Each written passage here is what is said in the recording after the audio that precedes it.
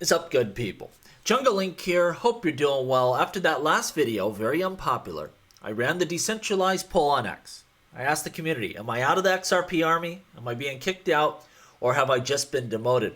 I survived by a narrow 2%. Now, I suspect this is probably not going to be the last time we have to run a poll like this. And one of these days, I'll probably be out. But for now, you're stuck with me. Now, I did make one final comment on RLUSD, the Ripple stablecoin launch coming up. And I said, look, I really wish the XRP ledger was ready for this stablecoin, that the AMMs were ready to use RLUSD. I think it's very important for the XRP ledger, for Ripple the company, and for this stablecoin and its adoption. I think it's going to be very popular once it is, but that ain't going to happen. So there's no use crying over spilt milk at this point in time. That's what I said. But, we're going to have to wait and see what Ripple has in store for us. This thing's going to launch soon. I hypothesize that, you know what? It might be Ethereum only, but there's no reason for guesswork at this point. We'll just see it develop. And I'll tell you this, Ripple wants that stablecoin on the ledger. And if it's not, there's a reason for that. It's unfortunate, but just the way it is. So we'll see it play out. If it's at least issued on the ledger, I'll be happy enough. So we'll see. I did write an article up about this. I'll link it down below. I'm not going to read everything to you, but it's just my thoughts about, you know what? We're trying to launch a stable coin that works in an AMM. And the architecture of the ledger right now, man, you have to redesign the whole freaking thing. And is that going to be nimble enough for us? This space moves very quick. Just something to think about. So if you're interested in that kind of thing, read it down below. Of course, there's a trade-off with everything. There's a reason why it is designed like that. It was designed by this genius right here, David Schwartz. And I'm just questioning if going forward, if maybe some adjustments need to be made so we can quickly act when we need to. Just something to think about. So that article will be linked down below. Check it out. All right. Huge news for XRP. Huge news for cryptocurrencies. Bitwise jumping up here out of nowhere and filing for an XRP ETF. This tells us a lot. Number one, they're comfortable with XRP after that ruling by Judge Torres. They're comfortable putting this product together and trying to launch it. I think others will be as well, at least unless we see an appeal that could change things. I don't know. But at this point in time, Bitwise, they're ready to go. It also tells us they're going to expand beyond just Bitcoin and Ethereum, as I have been saying they would, to the broader crypto market. If you remember, the CEO from this company, Bitwise, was on Thinking Crypto, and he was saying, look, I think depending on the category of asset and its utility, you're going to start seeing some differentiation between these assets and their performances. And so we got to get ready for that because people are going to want to broaden out their investment into the crypto space here. So it tells us there's going to be a huge expansion, and XRP is towards the top of the list. Incredibly bullish. Of course, it's got to go through all the way through and be approved, and it's still a ways off. But just the fact that this thing was filed, I think, is massive for XRP, and it's massive for crypto in general. Now, speaking of an appeals, Mark Fagel, former SEC regional director, he's telling us don't read too much into the fact that an appeal hasn't been filed yet.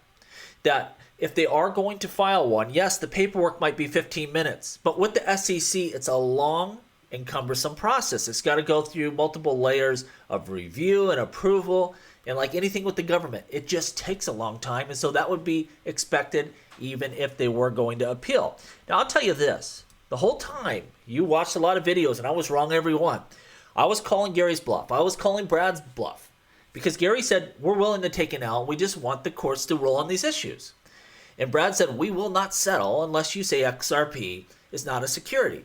I said they both were full of it. They would settle because neither was willing to take that big of a loss. Well, they meant what they said. And so if Gary was being honest there, they got their ruling. And an appeal probably isn't going to change much. And there's a huge difference between not liking the law, which we know he doesn't, and not understanding it. So I think there's at least some chance here that we do not see an appeal, even though Mark Fagel is saying don't read too much into the timing here at least. Big news, SWI passing Litecoin. I like those cryptocurrencies that just don't expand with the market as the market grows, but they make their way up the charts. And man, has SWI been doing exactly that, passing Litecoin. And this Grayscale report here, let's go down to it.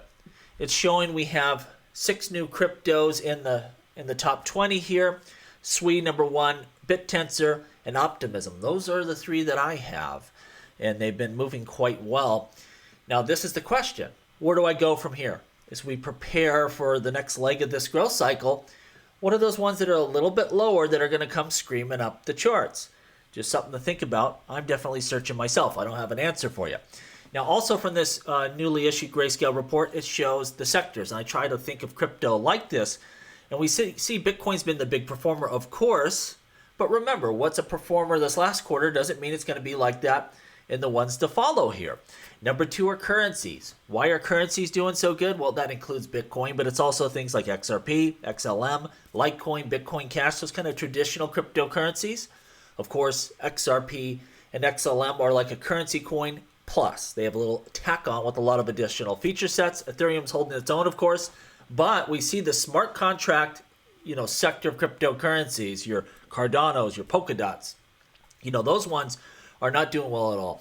I'll tell you, I think next year, if not this quarter, they're really going to shoot the lights out. I think that's going to be a high-performing sector because it gets everything from gaming to NFTs, you name it. I think that's going to be a big one here as we continue on. The worst is consumer and culture. What is that? Well, that's NFT, gaming, thing like that. I think that stuff's going to make a big comeback. It just has not been performing well to date. Financials, they have all sorts of different sectors here. You can read through it, go to Grayscale, go to the reports. It was just issued today, I believe.